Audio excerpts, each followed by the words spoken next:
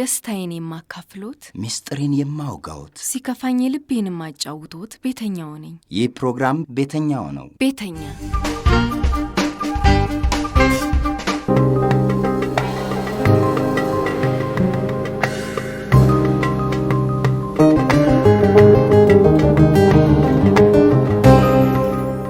እኔ 15 ዓመት ያልፈኛል መድኃኒት እየወሰድኩኝ ነው የቆየሁት።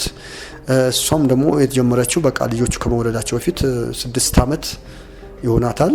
ልጃችን 3 ዓመት ሊሆነው ነው። ቤተክርስቲያን ውስጥ ጸሎት በሚደረግ ጊዜ ሄዳችሁ ተመርመሩ፣ ተፈውሳችኋል፣ ነፃ ናችሁ እስከ ማለት ድረስ እነዚህ ሰዎች ስለኛ ታሪክ የሚያውቁት ምንም ነገር የለም።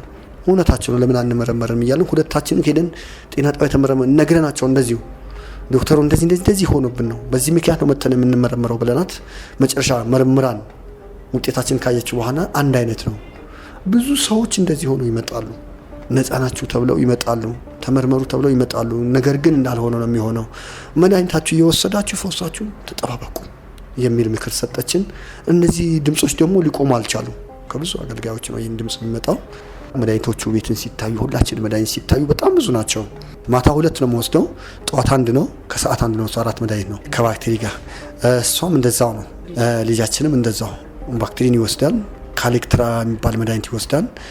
ሁለተኛ ደግሞ ጸረ ኤችአይቪ መድኃኒቶች ጠዋት 1 ማታ 2 ይወስዳል። 2 ልጆች ስላለባት ለመድኃኒት የሚሄደው እኔ ነኝ። የሆነ ደም የሚሰራ ነገር ካለ ልጁ ይዤ የሚሄደው እኔ ነኝ። ዛሬ ደም ከሰጠ ነገ ውጤት ለመቀበል እሄዳለሁ። እሷም ደግሞ በምትሄድበት ሰዓት ልጆች የምጠብቀው እኔ ነኝ። ካለሁበት ሰፈር ወደ አለርት ብዙ ጊዜ የመመላለስ ቀን ሙሉ የመዋል ከሰዓት በኋላ የመቆየት ብዙ ነገር አለ። ሐኪም ቤቱ ያው ውጤት አንደረሰም፣ ውጤትን ቢደርስ የመድኃኒቱ ቦታ ላይ ወረፋ ብዙ ነገር ስለነበረ በቃ ውስጤ እንዴት ነው የሆነ እስከ መቼ ነው እንደዚህ ተመላልሼ ወይም ቤት ልጆችን ጠብቄ እስከ መቼ ነው ይሄ መድኃኒት የምጠቀመው እያልኩኝ ውስጤ በጣም በቃ ፍርሃቱም እምነቱም የሆነ ነገር ገባብን። ስራ መፍታቱ አንድ ቀን ለሲዲ4 አንድ ቀን ለመድኃኒት አንድ ቀን ደግሞ በቃ ያሉ ነገሮችን ለማለት መመላለስ ብቻ ነው የሚሆነው። እንደማይቋረጥ መጀመሪያ ተነግሮኛል። ወስኜ ደምድሜ የገባሁበት ነገር ነው። ለሷም ቢሆን ይሄ ነገር ያት ነገባሁት፣ ለልጄም ቢሆን ይሄ ተነግሮኝ ነው። ግን ምንድነው በቃ አሰልችቶ ውስጤ በቃ ከመድኃኒት ጋር ያለኝ ነገር በቃ በጣም ስልችት አለኝ። ነገ እነዚህ ፍሬዎች እግዚአብሔር አሳይቶኛል። ይሄ ፍሬ አሳይቶኝ ከሆነ በኋላ በቃ ከኖርኩ ልኑር ከሞትኩ ልሙት፣ መድኃኒቱ በቃኝ ብዬ በራሴ ጊዜ በቃ አንዴ እየወሰድኩኝ አንዴ እየተውኩኝ አንዴ እየወሰድኩኝ አንዴ እየተውኩኝ በቃ በእንዲህ አይነት መልኩ ለብዙ ጊዜ ቆየሁኝ። በቃ እንደው መድኃኒቱ ማምጣት ራሱ ቤቱ ስላለኝ መድኃኒት ማምጣቱም አልፈለግኩትም። ስለዚህ ከዚህ ተነሳ እሷም በቃ ለምን አትሄድም እንደዚህ ስትል እሷም በቃ የኔ ሁኔታው ወሰደችው። በቃ ከሆነማ አንድ ላይ እንጂ እንደዚህማ በቃ እኔም አልሄድም። በቃ ከእንግዲህ በኋላ የሚያሸንፍ ከሆነ እግዚአብሔር ያሸንፍ፣ ካለዛ ደግሞ ከሞት ምንሞት እግዚአብሔር ይፈውሰናል። በቃ ፈውሶናል። አለማመናችን ነው ጥርጥር ውስጣችን ስለገባ መድኃኒትም እየወሰድን እየተከታተልን ስለሆነ በቃ መጽናታችን አይቶ ነው እንጂ ተፈውሰናል የሚል አስብን። ልጁ አንተ ውሰደው አንቺ ውሰጂው ሐኪም ቤት ማለት መድኃኒት ለማምጣት ለኛ ትተነው ለነሱ አንቺ ውሰጂው አንተ ውሰደው እየተባባልን ብዙ ጊዜ ቆየን እና ልጃችን ደግሞ በጣም እንተው በተቻልንበት ምክንያት ክኒን አደረጉልን። ክኒኑ ደግሞ በውሃ ውስጥ ሲበጠበጥ ምንም የማይበጠበጥ በጣም የሚያታግን ነገር በቃ ከዚህም የተነሳ ያ መድኃኒት ምር የተሰጠን እሱ መድኃኒት ነው እንደውም አብዛኛውን ጊዜ። ሁለተኛ ደግሞ በፍሪጅ ውስጥ መቀመጥ እንዳለበት ነው የተነገረን። የፍሪጅ አቅም የለንም፣ ፍሪጅ የምንገዛበት የለንም። ያ ስናጣ ደግሞ አሻዋና ውሃ ባሻዋ አድርገን ሲሚንቶ አድርገን ውሃ ከተንበት እዛ ውስጥ እንድናስቀምጠው ተመከረን። ያም አልቻልነውም። የመርሳትም ጎረቤትም በፍሪጅ ውስጥ ለማስቀመጥ እስከ መቼ ነው እንደዚህ ሆነ የምንኖረው ብለን ይሄ ስልችት አድርጎን ከዚህም የተነሳ እምነቱ ነው አብዛኛው በቃ እዚህ ውስጥ እንድንገባ መድኃኒቱ እንድንተው የቻልንበት ምክንያት። እሷም ልጃችንም እኔም ሙሉ ለሙሉ አቋረጥ ነው ከሆነ ይቀር ሁላችንም በአንድነት እኔ እግዚአብሔር ሆኔ ብቻ አድነኛል ካዳንከን ሁላችንም አንድ ላይ እኔ ብቻ ተነጥዬ የሚደረግልኝ ነገር ፈጽሞ አልፈልግም እያልኩት ነበር። ከዚህም የተነሳ ነው ይህን ሙሉ እምነት ነው ይዤ መቅረብ ያለብኝ ከሜላ አንጻር እንጂ የሱ ብቻ ወይም የኛ ብቻ የኔ ብቻ ላቋርጥ ፈልጌ አልነበረም። ሁኔታው ስናየው በቃ እንዴት ነው የሚገፋፋን በቃ ያመናደድም አንዳንድ ነገሮችም የሉም። በቃ ተረሳ፣ መድኃኒቱም ተረሳ። ቢኖርም የሆነ ጭላንጭል መድኃኒቶች ቤት አሉ፣ እናያቸዋለን፣ ያዩናል፣ አንወስዳቸውም። ይሄኔ የቆዩ መድኃኒት ይሆናሉ። ከመቆየታቸው የተነሳ ሊጎዱን ይችላሉ። በቃ ውስጤ ብዙ ነገር ያቃጭላል። በቃ ምንም ለማምጣትም ውስጤ በቃ ስም የለም ለመሄድም እዛ አካባቢ መርገጡም ራሱ በቃ ውስጥ የለም። ሶስታችን ማመት ቆየን። ከዛ በኋላ ልጃችን ታመማል።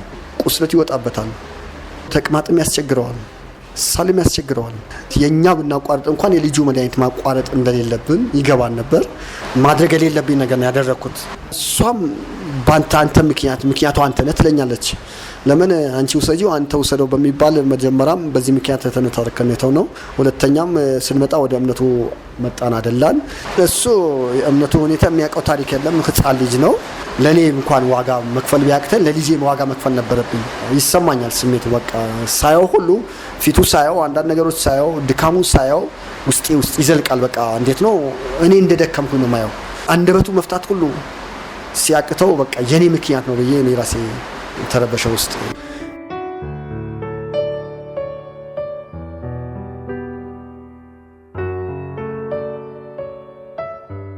ጭንቅላቱ ይቆስላል፣ አቅም ማጣት፣ አንደበቱ ራሱ ሲናገር እንደመያዝ በቃ እንዴት ነው አፉ መክፈት በቃ አለመቻሉ።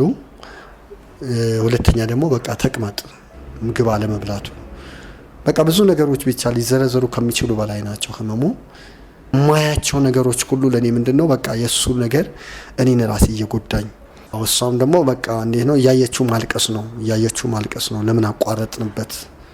የልጄ ማቋረጥ እኛም ማቋረጥ ትክክል እንዳልነበረ እግዚአብሔር መጠበቅ ካለብን መድኃኒቱን እየወሰድን መጠበቅ ነበረብን የሚል ሀሳብ ወደ ውስጥ የዘለቀ ማማከራቸው ልጆች ነበሩ። እነዚህ ነገሮች አቁመናል። ከዚህ የተነሳ እነሱን በመነግራቸው ሰዓት ለምን ታቆማላችሁ?